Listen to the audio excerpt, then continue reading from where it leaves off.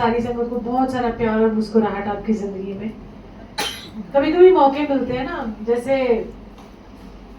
मैं ये सोचती हूँ कि हमारी कितनी छोटी छोटी संगत है, यू नो, ये छोटे नन्हे नन्हे, अभी कोई पैदा हुआ है, कोई 3 महीने पहले पैदा हुआ, तो मैं सोचती हूँ हमारी ये new additions, you know, it's like welcoming in the family, you know, and we very happy because ये ना जुड़ के ही आए हैं वहाँ से। तो गुरु जी के जो सोल्स अब भेज रहे हैं ना संगत में, वो सारे जुड़ के ही आ रहे हैं। हमें तो मतलब हमें सीखना पड़ रहा है, उनको सीखने की जरूरत ही नहीं है, वो ऑटोमेटिकली कर रहे हैं। तो ये लकी है बच्चे की वहीं से आए हैं और पूरी ट्रेनिंग लेके आए हैं, यू नो। हम तो यहाँ ट्रेनिंग लेके भी सीख नहीं पा रहे। सो गुरु जी का बहुत सारा थैंक यू है कि यू नो हमारी जो गुरु जी की संगत है वो भेजे जा रहे हैं ना, लाइक ओके जाओ, तू इधर चला जा, तू उधर चला जा, यू नो, ऐसे करते करते वो जब भेजते हैं, ऐसे भी इंसिडेंट्स हुए हैं। आप लंगर पीछे से प्लीज स्टार्ट करवा देना, है ना, ताकि संगत अपने घर टाइम से जा सके। सो हमारी जो जिसको कहते हैं ना जर्नी गुरु जी के साथ ऐसी होती है कि जब गुरु जी चोले में थे तब भी उन्होंने, कोई बहुत रो रहा था, यू नो, कि मेरा ये फलानी चली गई या मेरे बहुत सारे इमीडिएट क्लोज रिश्तेदार चले जाते हैं, कुछ है, तो रोना तो नहीं होता, आता है थोड़ा दुख भी होगा, दर्द भी होगा, पर फिर गुरु जी को पता है ना कि उस सोल को कहाँ भेजना है, ठीक है ना। तो ऐसी आई थिंक संगत भी कहीं सुना होगा, पर मैं आपको शॉर्ट में ही बता रही हूँ कि जो वो सोल थी वो कहीं और पैदा हुई, तो गुरु जी ने बताया वहाँ फलानी मैंने उसको, उसका जन्म वहाँ हो गया। सो उनके हाथ में है। हम सोचते हैं कि बस अब ये हो गए, हम अब शरीर खत्म तो कोई जीवन नहीं है आगे, है वो तो गुरु जी को पता है ना कहाँ लेके जाना है। तो इसलिए वो कहते हैं ना जमदूत नेड़े ना आवे, तो क्यों नहीं ऐसे लगता हमें। जमदूत क्या होता है कि जो हिसाब किताब पूछने आते हैं आपसे। जमदूत का मतलब है कि जो हिसाब किताब लिखते हैं वहां पर चित्रगुप्त, वो नहीं आते, उनके दूत नहीं आते, यू नो। कौन आता है? गुरु जी आते हैं, अपने गण भेजते हैं कि जा, ये मेरी संगत है, ये निवास से आए हैं, तो उस चीज का हमें डर नहीं लगता। तो इसलिए वो डर भी खत्म कर देते हैं गुरु जी, कि हमें पता है कि लेने दोनों ने ही आना है ना। तो बड़े सारे लोग कहते हैं ना हम तो गुरु जी से नहीं मिले हैं, नहीं मिले हैं, बाप रे बाप। तो बोल यही सोचो कि लेने तो उन्होंने ही आना है, तब मिल लेंगे, है ना। तो इससे पहले ज्यादा मांग नहीं कर, गुरु जी मिल ले, पता लगा गुरु जी का चल आना छाड़े होन, क्योंकि हाय गुरु जी मैंने ये तो नहीं मांगा था, है ना। सो ये लंगर में डाल दो यार, बहुत हो जाएगा। लंगर में केक भी डाल दो, थोड़ा थोड़ा ये भी डाल दो यार। सो नहीं, एक सेकेंड तो एक मिनट बोल दे, बात कर ले। ओके। सो हमारी जो जिसको कहते हैं ना, तो ये इसलिए हम कहते हैं कि जमदूत नेड़े ना आवे, क्यों? क्योंकि हमें पता है कि गुरु की कृपा है, ठीक है ना। तो हमारी जो जिसको कहते हैं ना घबराहट खत्म हो जाती है, डर खत्म हो जाता है। और आप जैसे शब्द सुनते जाते हो, जैसे आज भी आपने अभी खुशियाँ, आपको इसमें सब कुछ ही समझ में आ जाता है कि हम गुरु जी को हल्के में नहीं ले सकते। क्यों नहीं हल्के में ले सकते? क्योंकि गुरु जी की जो कृपा है वो हर रोज बरसती है। एवरी डे आप सुबह उठते हो और जिसको कहते हैं और रात तक आप ये देखो कि आपका जीवन कैसे जा रहा है। रात को आप सुकून से सो रहे हो, सुबह जाग रहे हो, तो मतलब है वो भी गुरु जी की कृपा है। नहीं तो मैंने कई बार देखा कि कोई सोया वो उठा ही नहीं करता। सो एवरी डे हमारे लिए गुरु जी ने जिसको कहते हैं शुक्राना होना चाहिए हमारा। क्यों शुक्राना होना चाहिए हमारा गुरु जी के लिए? कि जितने भी जीवन में बहुत सारी चीजें आती हैं हमारी लाइफ के अंदर, वो उनको शायद छोटा करके भेज देते हैं, हमको लगता है बहुत बड़ी चीज हो गई है, बट वो बहुत छोटी सी चीज करके हमें भेजते हैं जो हमको तकलीफ दे देती है। अच्छा ठीक है। सो हमारी जो जिसको कहते हैं ना जितनी भी ये जर्नी हमारी लाइफ की रही है, आप इसको अगर समर्पित कर देंगे गुरु जी को, तो मुझे लगता है कि आप ये देखोगे कि बहुत सारे आपके अंदर चेंजेस भी आएंगे। सो जैसे मैं बता रही थी आज की, जब हम सत्संग शुरू किया था या गुरु जी ने सेवा बख्शी थी, तो उस टाइम में हमें तो ना समझ ही नहीं थी। पहले तो जब गुरु जी चोला छोड़ के चले गए तो हम तितर बितर से हो गए। हमें लगा कि पता नहीं क्या हो रहा है हमारे जीवन के अंदर। फिर जैसे जैसे जैसे वो कहते हैं ना, हम ना समझो को सब कुछ समझा रहे थे। और आज भी हम सोच रहे हैं कि हमें तो कोई समझ है ही नहीं, हमने कुछ सीखा ही नहीं, हम सीख रहे हैं अभी भी। और हम ये ना सोचे कि हमने शब्द 4 सुन लिए, अच्छा, पर आप देखो जब आप शब्द सुनते हो ना, आपको बड़ी ठेस सी लगती है कि हम तो कहीं भी नहीं है उधर। हम जब भक्तों की श्रेणी में भी नहीं आ रहे, हम तो भी संगत ही नहीं बन पाए, है ना। संगत जो कहते हैं ना, हम आ तो रहे हैं बट संगत ही नहीं बन पा रहे। तो पहली जर्नी हमारी क्या है कि हमने संगत बनना है। और संगत तब बनेंगे जब हमारे जो संगी साथी हैं उनका आदर सत्कार करना सीखें, और उनको क्या कहते हैं, प्यार से जो भी सत्संग में आते हैं, कहीं भी मिलते हैं और कुछ भी करते हैं, आपने उनका आदर सत्कार करना। क्योंकि संगत गुरु रूप होती है। तब जाके जिस दिन आपको वो लगेगा कि संगत गुरु रूप है, चाहे वो कितना भी आपसे कड़वा क्यों ना हो, पर ये सोचो ये भी गुरु जी का बच्चा है, ये भी गुरु जी का है, तो तब आप संगत बनना शुरू होते हो। तो गुरु जी तो आपको ऐसे ही देखते हैं, सेवा करते हो, निष्काम भाव से करते हो, देख नहीं रहे, अच्छा मैं तो ये सेवा करी, कोई मुझे देख रहा है कि नहीं देख रहा, है ना। मतलब इतने सेवा में सबसे पहले जो सेवा करते हैं उनको सिंप्लिसिटी में रहना चाहिए।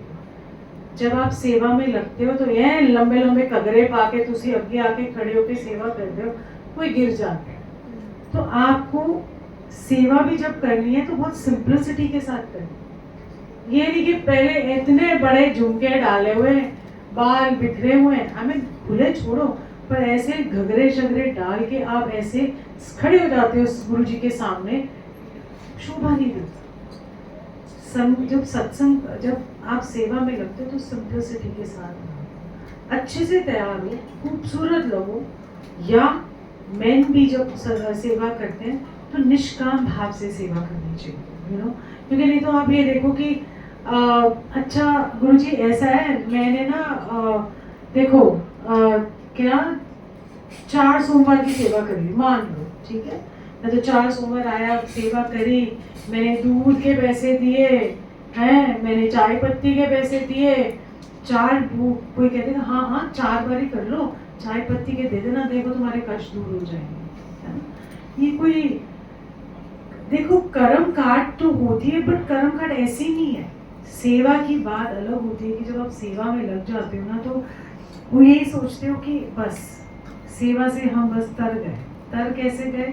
क्योंकि आप निहाल से हो जाते हो कि जब आप बैठते हो सत्संग में या सेवा भी करते हो ना, तो मन खिल उठता है, शब्द कान में आपके गूंज रहे हैं, गुरु यहाँ बैठे हैं और आप किसकी सेवा कर रहे हो? संगत। तो जो संगत की सेवा करता है वही गुरु की सेवा होती है। आप सोचो मैं यहाँ पर आसन साफ कर दूँ, ये सेवा नहीं है। ये तो है, ये तो आपने साफ सफाई तो रखनी है, बट असल वो है जब आप संगत की सेवा करते हो और निष्काम भाव से करते हो। ये नहीं सोचते, आप हम्बल हो जाते हो, सोचते इसको तकलीफ नहीं होनी चाहिए, चल इसको चाय प्रसाद, किसी को जगह नहीं मिल रही बैठने को तो आपने उसके लिए जगह भी देनी है, बनानी है, कि चल एडजस्ट हो जाते हैं। ये नहीं कि खुद पसर के बैठ जाओ, आसानू नहीं पता सी तुम मगन हो गए ध्यान में, नहीं, सबका ख्याल रखना है। ये ही असली सेवाएं होती हैं, यही संगत बनने की निशानी होती है।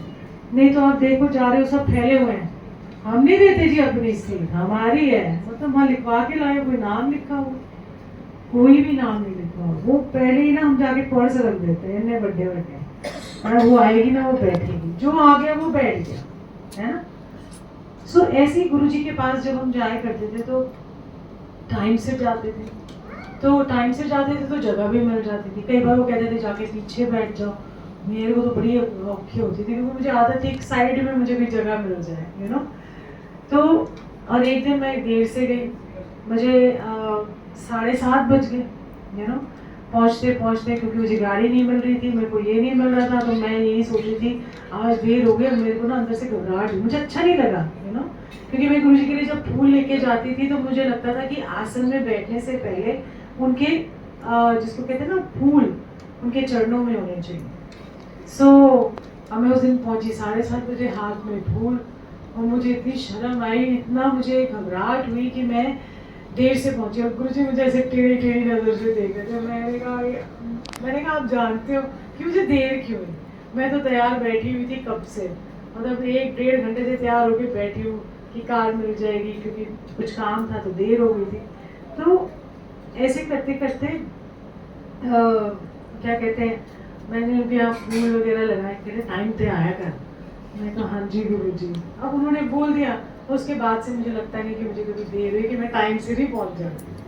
सो उनको पता भी था, बट उनके कहने से ही आप टाइम पर आ जाओ, ठीक है ना। अब यहाँ पर भी हमें लगता है कि टाइम से पहले पहुंच जाओ, ये नहीं कि सीट मिलने के चक्कर में, टाइम से इसलिए अपने काम खत्म करके आओ। अगर आपको बहुत बिजी हो गए हो, बहुत अटक गए हो, तो आप ये नहीं कि ओ गॉड गुरुजी नहीं आएंगे, नाराज हो जाएंगे। एक तो वहम बड़े हैं सबके, यार गुरुजी नाराज तो नहीं हो जाएंगे। कोई सवाल मुझे करता है, अच्छा हमारे मंथली आ रहे हैं तो हम क्या गुरुजी का जोत जला सकते हैं? मैंने कहा क्यों नहीं जला सकते, वो परमात्मा की दी हुई चीज है, परमात्मा ने हमको बनाया हुआ है, अर्धनारीश्वर से हम आए हैं, यू नो, हम उनकी संतान है। तो आप ये जल चढ़ा सकते हैं शिव जी को, हम ये नहीं कर सकते, हम वो नहीं कर सकते। तो जितना वहम करोगे, जितने वहमों में पड़ोगे, उतना परमात्मा से दूर हो जाओगे। सिंपल सी बात, यू नो, कि अगर ये सोचो कि मैं इतने सोमवार रखूंगी तो ही मुझे वो होगी ना, क्या कहते हैं, गुरुजी फल देंगे। फल तो मिल जाएगा, पर उसका ऋण कैसे चुकाओ? आप वो कुछ कर ही नहीं सकते कि आप अपना फल मांगो उससे। हमेशा याद रखना, आप कितने शब्द कीर्तन ऐसे भी सुनते हो कि जिसमें उन्होंने कहा कि तपस्वी ने कहा मेरी सेवा का फल दिया जाए, है ना, एक शब्द हमारे। तो अगर वो कहते हैं कि मेरी जो तपस्या का फल देना है, तो वो कहते हैं ठीक है, जिस शिला पे तूने बैठ के तपस्या की उसका पहले ऋण उतार ले, शिला उसके बोल रहे। सो आप नहीं डिसाइड कर सकते कि मैंने तो बहुत भक्ति की है, और मैंने बहुत सत्संग किए हैं, मैंने बहुत ऑर्गेनाइज किए हैं, मैंने ये किया, मैंने वो किया। अगर उसमें आप बढ़ जाओगे तो गुरुजी कहेंगे अच्छा चल आधे हिसाब किताब लगाते हैं बैठ के, फिर नहीं होता उनसे, फिर तो हम कहीं मुंह दिखाने लायक ही नहीं होंगे, यू नो। तो जब आप सेवा करो तो ये सोचो कि आप एक धूल हो, यू नो, कहीं चरणों में बैठी कहीं धूल हो, बस।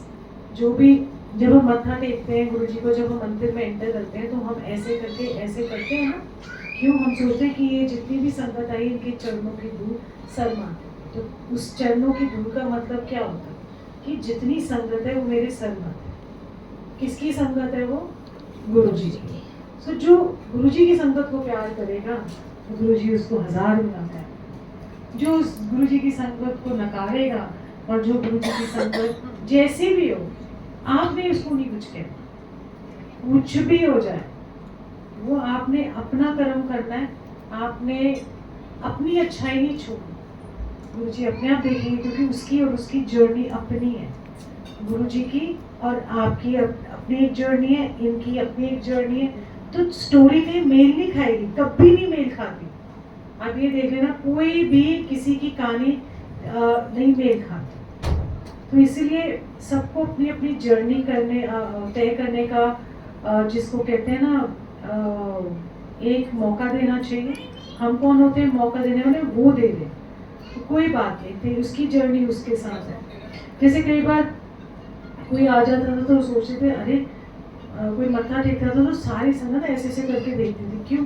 अरे ये कैसा आदमी है, यू नो, या किसी बहुत मान लो कोई करप्ट सा था बहुत, वो आया, उसने मत्था टेका और गुरुजी के पास बैठ गया, तो फुसफुसाते हैं, संगत की आदत है, अच्छा ये है, ये कैसे आ गया? तो गुरुजी से भी एक बात समझाते थे, वो मेरे पास आया, तुम्हारे पास नहीं आया, वो मेरे पास आया, उसका मेरा अपना कनेक्शन है। उसने जब मत्था टेका, वो उसकी जर्नी मेरे साथ, मैं उसका क्या करता हूँ नहीं करता हूँ, तुम्हें उससे कोई लेना देना। तुम अपना देखो, तुम मेरे पास क्यों आए, है ना, सिंपल सी बात है। तो जब आप मत्था टेकते हो, आपने जज नहीं करना किसी को भी कि वो कैसा है, क्यों है। आप अपना देखो कि आप कहाँ पर खड़े हो गुरु जी के साथ, वो कहाँ पर खड़ा होगा, वो दुनिया के सामने कैसा है, तो गुरुजी वही कहते थे ना, कितने लोग आते थे, हर तरह के संगत आती थी, तो हमारा उनसे कोई कनेक्शन नहीं है, हमारा किससे कनेक्शन है? गुरुजी से। चाहे कोई सेलिब्रिटी आता, कोई पॉलिटिशियन आता, कोई फिल्म स्टार आ जाता, कोई क्रिकेटर आ जाता, कोई भी जिस फील्ड में सबसे अच्छे थे वो सब आते, बट हमारे को पता लगा ही नहीं कभी। आजकल तो माँ फोटो ही बड़ी खिंचाते हैं सबके साथ और फिर फेसबुक पे डालेंगे, देखो जी we know them, you no.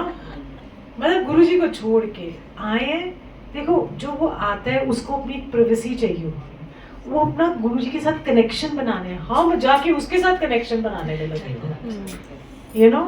और सबसे ज्यादा फ्लैश करेंगे, 50 फोटो आ जाएंगे हर पोज में उनके साथ, यू नो।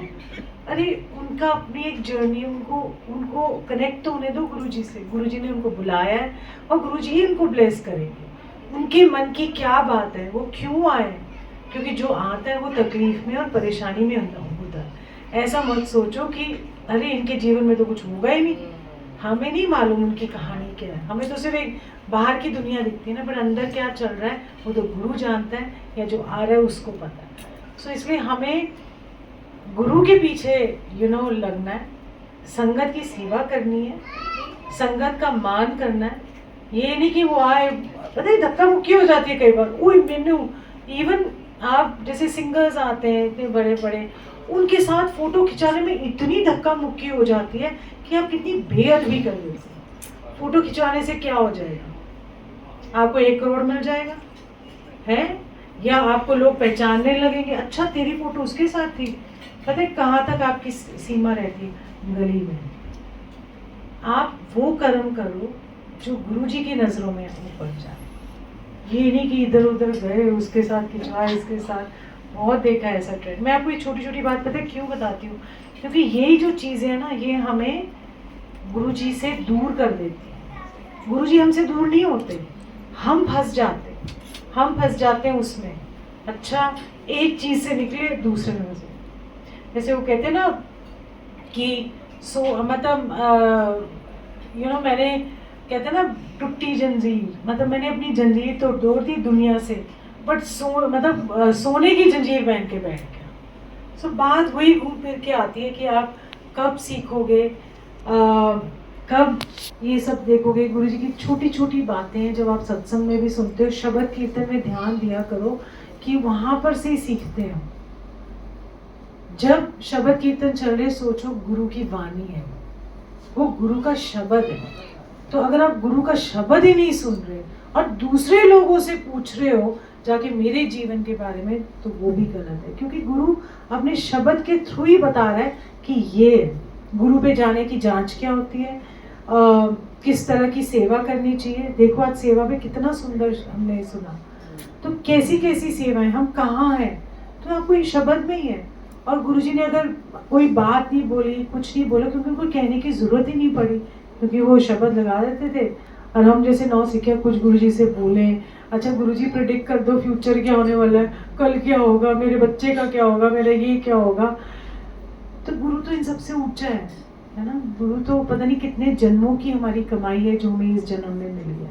सो उनका शुक्राना करना चाहिए और सोचना चाहिए इस जन्म में जो भी है वो सब सिर मत्थे, जो भी हम सीख सके, गुरुजी हमें प्लीज़ ये बख्शीश दे देना कि हम सीख सकें और हम एक संगत बन सकें, ठीक है ना। जब तक आप संगत, और किसकी संगत बनना है? गुरुजी की संगत बनना है ना, गुरुजी के संग रहना है। कई बार हम कहते हैं ना कि बस गुरुजी हमारे संग रहे, हम गुरुजी के संग रहे, बस दैट इज ऑल, वो मेरे मैं तेरा, है ना, बस इतनी सी बात है। बट हम वो फंस जाते हैं। और सत्संग में सॉरी टू से बंदा हर रोज सत्संग में जा रहा है, चलो क्योंकि आजकल ये भी चीज़ है, सबने एक दूसरे हर रोज सत्संग में जा रहे हैं। किसी को बोला अच्छा आप ऐसा करना, फूलों की सेवा कर देना, आप ना दरबार लगा देना, आप ना ये प्लीज़ आप मैनेज कर लेना। बंदा बड़ा खुश कि थोड़ा तो आता है, उसने थोड़ा सीख लिया। 4 सत्संग में उसको अरे आप भी आ जाओ, आप भी आ जाओ, आप सेवा कर दो। भाई उसको मिल गई वो, अरे सब मुझे पहचानने लग गए। अच्छा फिर वहाँ ग्रुप बनने शुरू हो गए। सबसे ज़्यादा प्रॉब्लम है ग्रुपिज्म। हर स्टेट में ग्रुपिज्म है, इतनी ईगो प्रॉब्लम है, माय गॉड, मतलब एक जगह पिक कर लो, 2 ग्रुप बने हुए हैं। एक ग्रुप एक सिंगर को बुलाएगा, अच्छा इस वो पुरानी संगत को उसने बुलाया, उसने पुरानी संगत, अरे हम भी टक्कर का कोई बुलाते हैं। कैन यू इमेजिन, गुरुजी की टक्कर का कोई है? तुम डिवाइड करके बैठ जाते हो, मैं इसने मेरे को नहीं बुलाया। और ईगो इतनी आ गई है कि मैं ऑर्गेनाइजर हूँ, मैं करता हूँ, मैं। तो गुरुजी कहते हैं ठीक है, 8-10 सत्संग की सेवा करते हैं, देखते हैं कितना सुधरता है, उसके बाद गायब। सो बड़ी अगर सेवा मिलती है तो हम्बलनेस सीखो।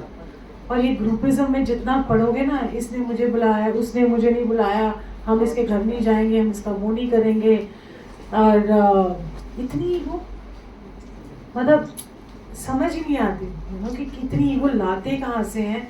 इवन वैसे तो थे जो सीखने आए थे ईगो खत्म करने, वही ईगो और आ गई उसके अंदर। सो हमको इस चीज़ का थोड़ा सा ध्यान रखना चाहिए कि